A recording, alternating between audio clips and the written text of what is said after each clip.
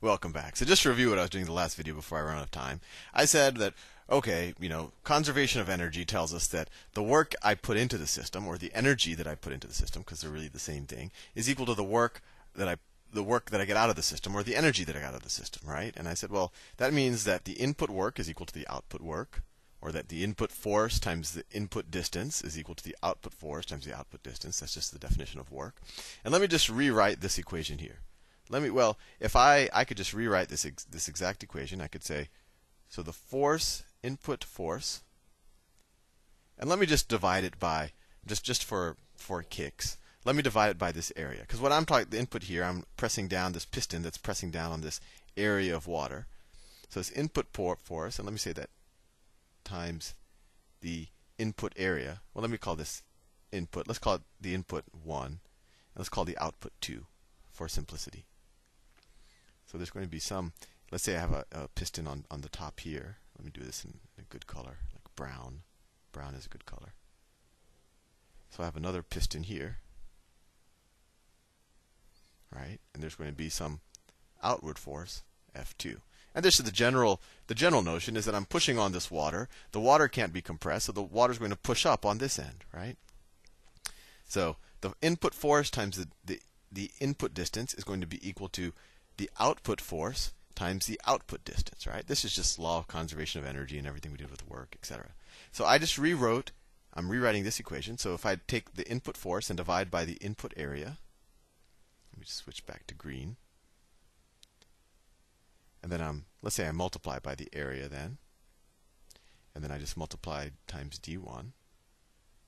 You see what I did here? I just multiplied and divided by a1, which you can do. You can multiply and divide by any number, right? These two cancel out, is equal to the same thing on the other side. F2, I'm not good at managing my space on my whiteboard. F2 over A2 times A2 times D2. Hopefully that makes sense. So what's this quantity right here? This F1 divided by A1. Well, force divided by area, if you haven't been familiar with it already, and actually if you're just watching my videos, there's no reason for you to be, is defined as pressure. Pressure is force in a given area. So this is pressure. So we'll call this the pressure that I'm inputting into the system. Pressure 1 times, and what's area 1 times distance 1? So that's the area of the tube at this point, the cross-sectional area times its distance. Well, that's equal to this volume that I calculated in the previous video, right? We could say that's the input volume, or V1. Pressure times V1 is equal to the output pressure, right? Force 2 divided by area 2, right? That's the output pressure that the water is exerting on this piston. So that's the output pressure, P2. And what's area 2 times D2? So this area, the cross-sectional area, times the height at which how much the water is being displaced upward, that is equal to volume 2, right?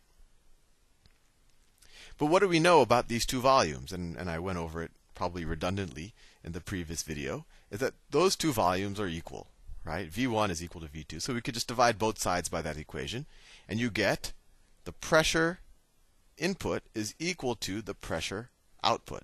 So P1 is equal to P2. So P1 is equal to P2 coming out. P2. And I did all of that just to show you that this isn't a new concept. This is just the conservation of energy. The only new thing I did is I divided, we have this notion of the cross-sectional area, and we have this notion of pressure. So where does that help us?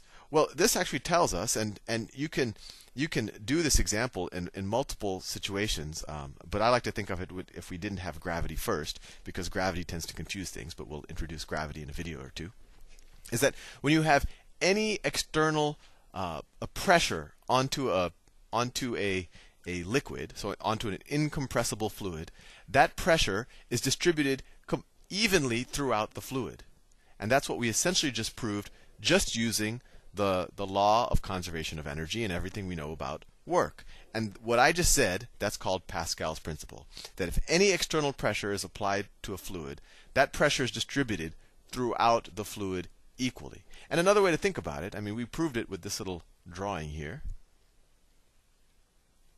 Another way to think about it is, let's say that I have a tube At the end of the tube is a balloon. Let's say I'm doing this on the space shuttle. And it's saying that if I increase, so let's say that I have some piston here, right? And let's say I were to, and this is stable, right? And let me say I have water throughout this whole thing. Let's say I have water throughout the whole piston. Let me see if I can use that fill function again. Oh no, there must have been a hole in my drawing. Edit. Let me just draw the water. So I have water throughout this whole thing. And all Archimedes' principle, all Pascal's principle is telling us that if I were to apply some pressure,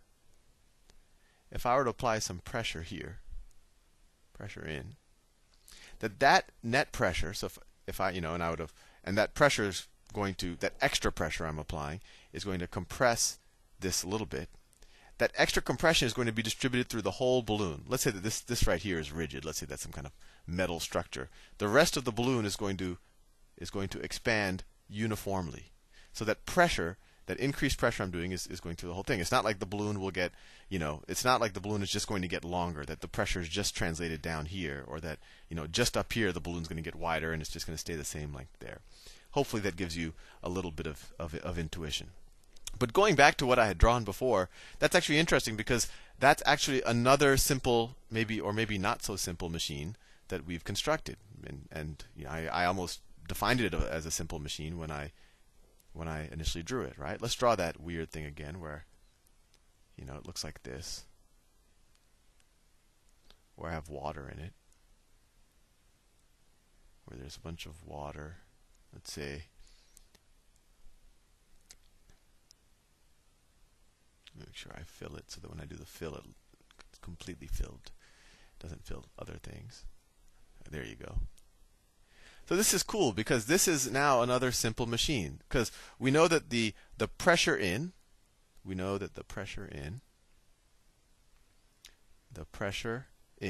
is equal to the pressure out, right? Pressure in is equal to the pressure out.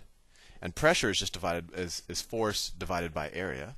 So the force in divided by the area in is equal to the force out divided by the area out, right? So let's say let me give you an example. Let's say that I were to apply with a pressure of, so let's say that the pressure in is equal to 10 pascals. Now that's a new word, and it's named after Pascal's principle, or Blaise Pascal. And so, and what is a Pascal? Well, that is just equal to 10 newtons per meter squared. That's all a Pascal is. It's a Newton per meter squared. It's a very natural unit. So let's say my pressure in is 10 pascals, and let's say that my input area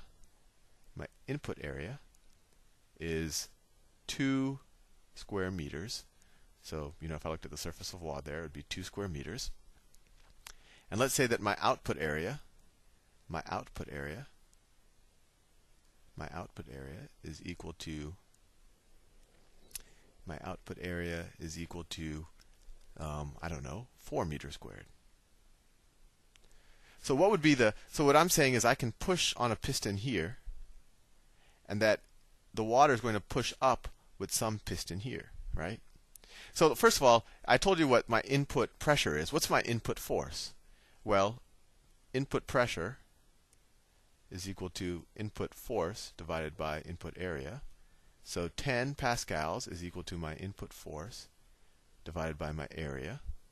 So I multiply both sides by 2. I get input force is equal to 20 newtons.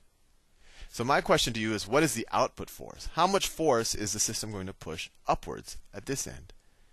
Well, we know that if my input pressure was 10 pascals, my output pressure would also be 10 pascals.